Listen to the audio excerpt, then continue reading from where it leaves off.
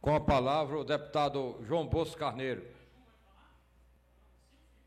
Excelentíssimo senhor presidente, deputado Anísio Maia, deputados aqui presentes,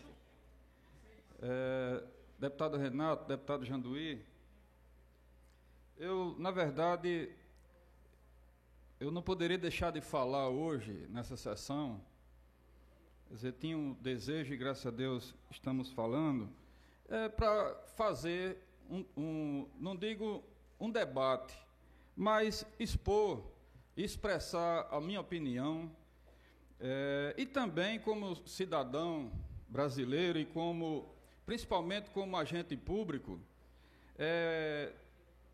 dar a minha opinião e fazer alguma análise, inclusive em relação àquele fato que ocorreu sábado, onde, infelizmente, 7 jovens do lado do Garoto, lá em Lagoa Seca, foram vítimas da violência no Brasil.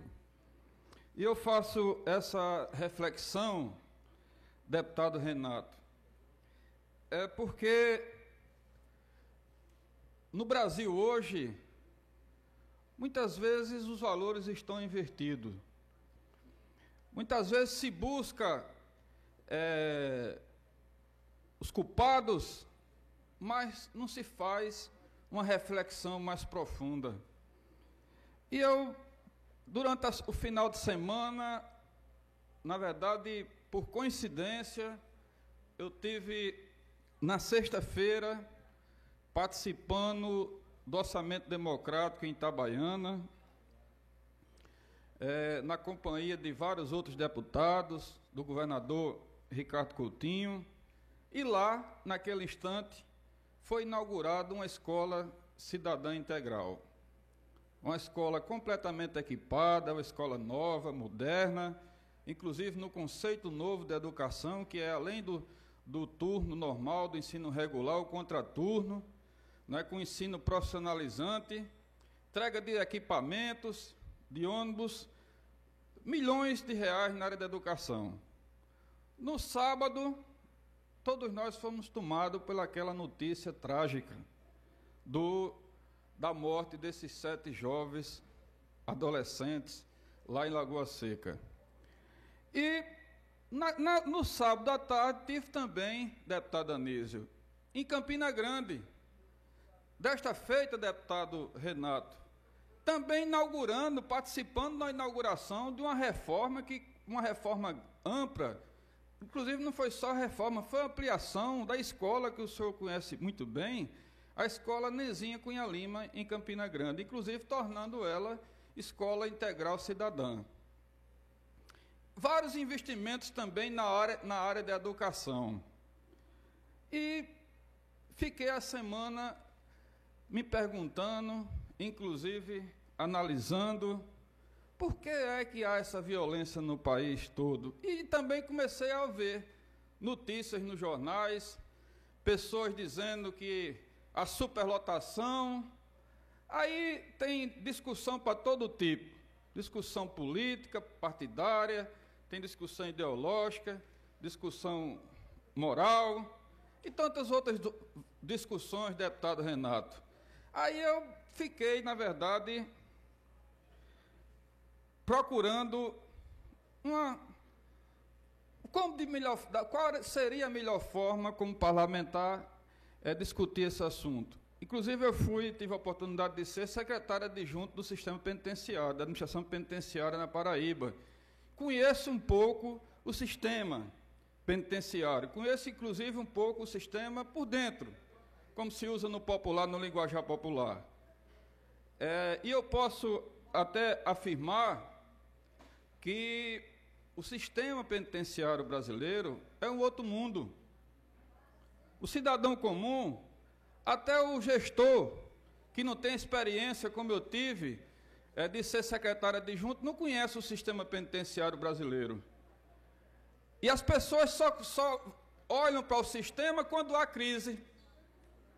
Só olham para aquelas pessoas que estão lá sendo punidas pelo Estado, cumprindo pena, quando há tragédias, como aconteceu essa no lar lá do Garoto, como aconteceu, deputado Edmilson Soares, no final do ano passado para esse ano, várias mortes nos presídios, inclusive no estado vizinho, aqui no Rio Grande do Norte, onde mais de 100 pessoas foram mortas naquela rebelião que teve no estado do Rio Grande do Norte. E aí, depois de ouvir, de ver diversas opiniões, eu digo, eu vou verificar qual é o significado da palavra hipocrisia. Porque me permitam, senhores deputados, somos todos hipócritas. A sociedade brasileira, os agentes políticos, são todos hipócritas quando se trata do sistema penitenciário brasileiro. E eu vi aqui, inclusive, umas definições, que hipocrisia é a pretensão ou fingimento de ser o que não é. Hipócrita é uma transcrição do vocabulário grego, hipócrites. Os atores gregos usavam máscara de acordo com o papel que representavam numa peça teatral. É daí que o termo hipócrita designa alguém que oculta a realidade através de uma máscara de aparência. E eu pensei até em vir aqui hoje para simbolizar isso, trazendo uma máscara, como se usava na Grécia Antiga, e botar aqui no rosto, para simbolizar essa hipocrisia que existe no país, existe aqui no nosso estado da Paraíba. Hipócrita são os agentes públicos, políticos, e não é só a classe política, não. Hipócrita é quem está revestido do poder do povo, porque o poder do povo, o Estado brasileiro, é um Estado democrático de direito. E no Estado brasileiro, deputado Anísio Maia, existe a separação de poder, justamente para equilibrar, para não haver concentração de poder. Existe o poder legislativo, existe o poder judiciário e existe o poder executivo. Todos eles, nessa questão, estamos fazendo papel de hipócrita. E eu digo isso porque aqui, e eu não vou contestar aqui de forma nenhuma, nem é meu interesse contestar de forma nenhuma posicionamentos de colegas deputados. Inclusive até dizendo que tinha previsão de que isso acontecia. Quem é que não tem previsão no país? Quem é que não sabe no país que a qualquer momento, qualquer presídio do Brasil, ou qualquer casa de ressocialização, pode acontecer o que aconteceu no lado do Garoto. Inclusive no domingo aconteceu em Pernambuco. Morreram, salvo engano, 3 jovens em Pernambuco. Acontece continuamente. Então não vamos aqui trazer um debate para dizer que a culpa é do governador, porque o governador estava em Campina Grande e não foi visitar lá ao lado do Garoto. Ora bem, meus amigos, telespectadores da TV Assembleia, o que é que o governador, a visita do governador naquele momento, iria adiantar alguma coisa? Todas essas instituições hoje, daquele tempo para cá, começaram a fazer reunião, discutir. Ontem foi um dia de reunião. Vim aqui na Assembleia para resolver o quê? Essas instituições existem só agora? Ou existem no Brasil já há vários anos e ninguém toma nenhuma atitude? Meus amigos, eu pediria só ao presidente a concessão de mais alguns minutos para concluir esse raciocínio. Então, essa discussão nós devemos travar aqui nesta casa, deputado Anísio. Vossa Excelência que é um homem sensível às questões, e vamos trazer essa discussão do sistema penitenciário. Mas nós não podemos escurecer que a violência, as causas da primeira, nós temos que verificar quais são as causas da violência, deputado Janduí. As causas da violência é a grande concentração de renda. São poucos ganhando muito. É a desigualdade social. É o Estado brasileiro que não está na periferia das comunidades mais pobres. Nós vemos exemplo em vários locais, em grandes cidades, Como vemos aqui também na Paraíba, o Estado não está presente, quem está mandando é o crime organizado. Então isso cria uma desigualdade social, o pessoal mais humilde não tem direito à saúde, não tem direito à moradia, não tem direito à ação social, e alguns direitos estão sendo, inclusive, tentados tirar dos mais humildes, como que eles fossem o culpado pela essa situação que está o país. Os direitos sociais são cada vez mais negados aos mais pobres. Corrupção, e aí nós temos que ser verdadeiros. Nós não podemos, deputado Anísio, botar aquela máscara do teatro da Grécia Antiga e dizer que o país, a corrupção não é motivo para a violência. O BNDES, é verdade que se diga, o BNDES está aí sendo investigado pelo Tribunal de Contas da União com um rombo de mais de 1 trilhão e 200 bilhões.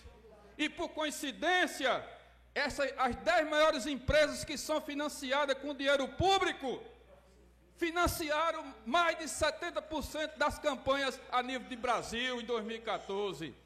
Então estão assaltando os cofres públicos, o interesse é esse, é assaltar os cofres públicos através do BNDES e outras repartições, e a política ficar nesse jogo de empurra-empurra de questões partidárias. Outra questão também, que inclusive não vai dar tempo aqui, deputado Janduí, deputado Anísio. No dia 29 de maio, eu vi uma pesquisa, a WSCOM publicou uma notícia sobre um sociólogo, Marcos Rolim. Ele analisou, deputado Janduí, fez uma pesquisa muito importante. 111 jovens que estavam cumprindo pena na Fundação de Atendimento Socioeducativo do Rio Grande do Sul. Não terminar. Dá um minuto. Senhor deputado João Bosco, vamos lhe dar mais um minuto para a conclusão, inclusive já estamos sem quórum. Me dê mais 2, por favor. A Vossa Excelência concluir. 2 minutos, já que o conteúdo tem que ser completo. Pois não. Esse sociólogo, inclusive, casa perfeitamente com a situação que nós nos encontramos. Num ambiente como aquele do lado do garoto. Ele diz o seguinte, que estudou jovens de 16 a 20 anos, 2 grupos de jovens de idade entre 16 a 20 anos, pobres, moradores criados na mesma região. Um grupo vira matador e o outro grupo vira trabalhador. Inclusive, ele fez experiência, deputado Janduí, vendo até as famílias das pessoas dos jovens que eram trabalhadores. E ele viu o seguinte, uma coisa, inclusive, que eu já até chamei atenção em outros debates. Desse grupo de matadores, além da violência familiar e uso de droga, estava a evasão escolar. Os jovens, 100% deles, desses 111 investigados, pesquisados, 100% deles abandonaram a escola entre 11 e 12 anos.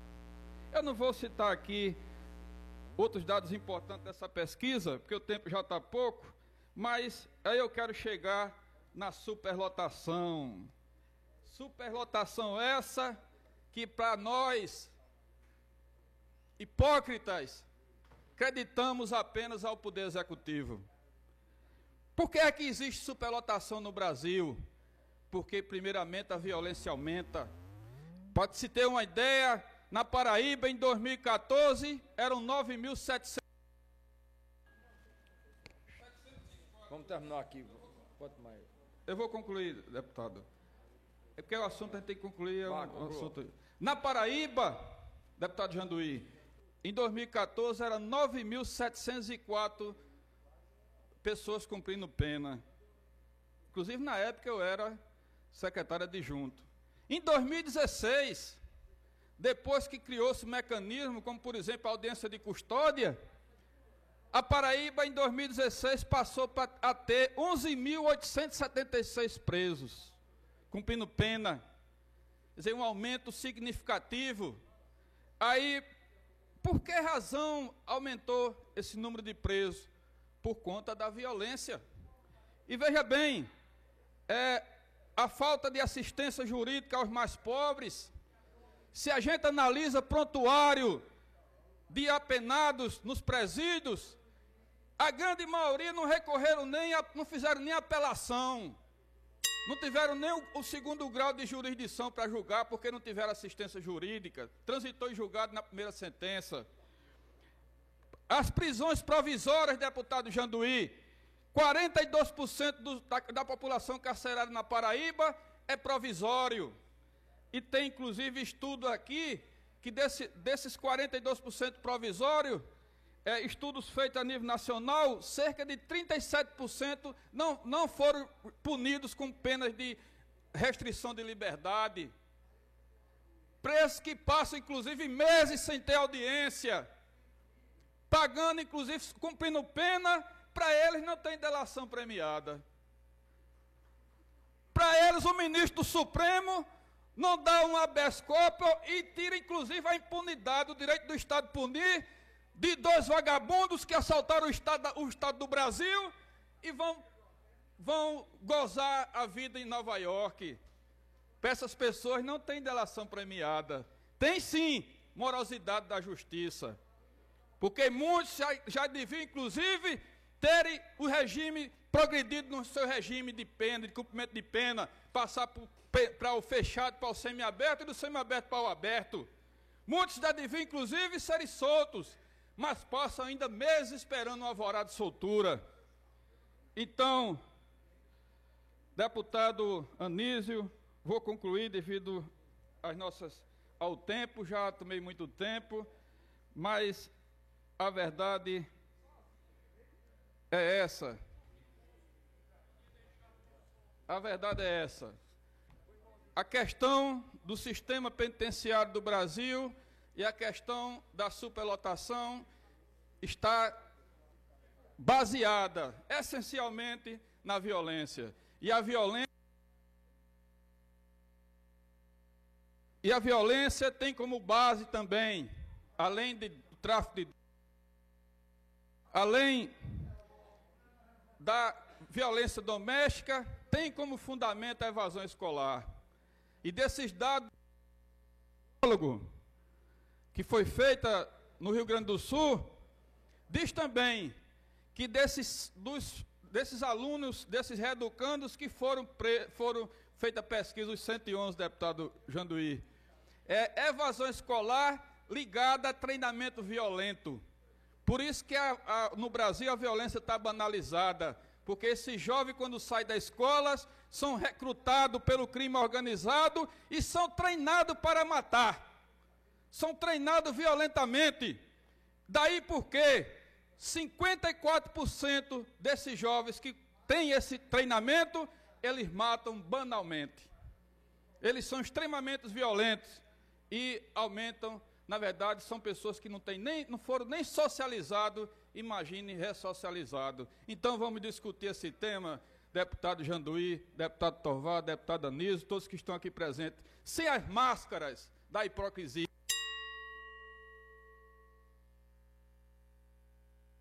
Sem aquelas máscaras do teatro grego, onde aqueles que encenavam, na verdade, para se apresentar, na prática, não correspondia ao pensamento e aos atos. Vamos tirar a nossa máscara, a máscara da classe política, de todos que compõem o poder público, e a máscara da sociedade, e vamos acolher essas pessoas e dar realmente formação, porque assim, aí sim nós iremos diminuir a violência no país. Muito obrigado.